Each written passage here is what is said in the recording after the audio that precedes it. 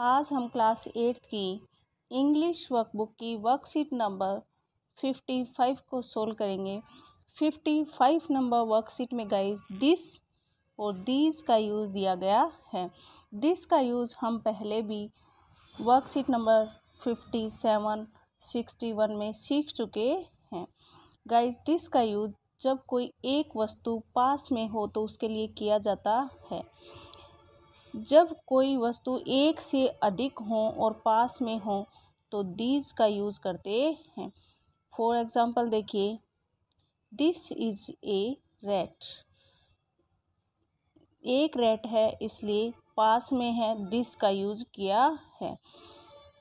इसमें देखिए 1 मोर रैट्स हैं, एक से ज़्यादा चूहे हैं इसलिए these are rats. This is a cow, these are cause.